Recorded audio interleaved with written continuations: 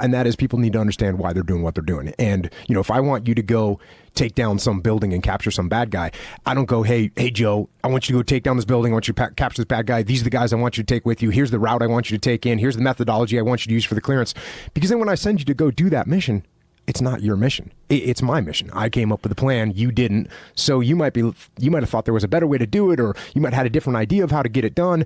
And now when you go out there and you meet some kind of resistance, whether it's an obstacle you didn't expect or whether it's some scenario that you didn't foresee, instead of you trying to overcome it, you just blame me. You just look, Jocko came up with this stupid plan, and here we are. It's failing. Forget it. We're going back. We're not going to carry out the mission. Whereas if I said, hey, Joe, here's what I want you to do. Go figure out the best way to do it. And now you come up with a plan. And now you make up all the methodology of how you're going to get it done. And you decide who you're going to take with you. Now it's your plan. You own that plan. And when you go out in the field and you meet a little resistance, guess what you do? You say, I'm going to find a way around it. I'm going to overcome this. I'm going to overcome that obstacle. I'm going to make it happen. And that's another piece of leadership. And it's the exact same thing with kids. If you tell your kid, you will get good grades in school, that means nothing to them. But if you explain to them, hey, I would love for you to get good grades, and here's why. It's going to open opportunities for you in the future. It's going to allow you to be able to outsmart people because you're going to have more knowledge than them. And then you're going to be able to end up making more money, which is actually going to give you more freedom in the long run instead of doing a job that you don't want to do.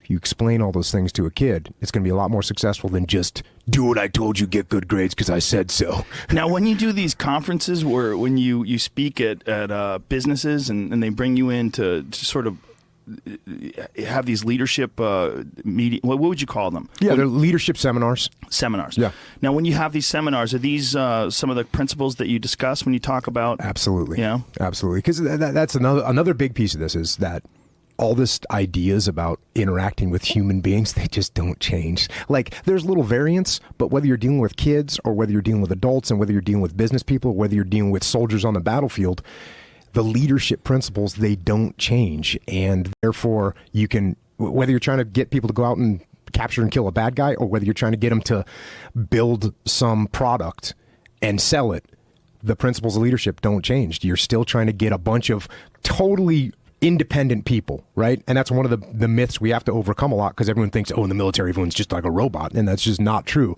Everybody in the military is free. They're people. They're people. They're free-thinking people, and they're going to come up with their own ideas. They're going to have their own agendas, and they're going to think of ways to do things that they think are better than yours. So you're going to have all these independent free thinkers, and you got to get them on board with the same plan to go out and execute.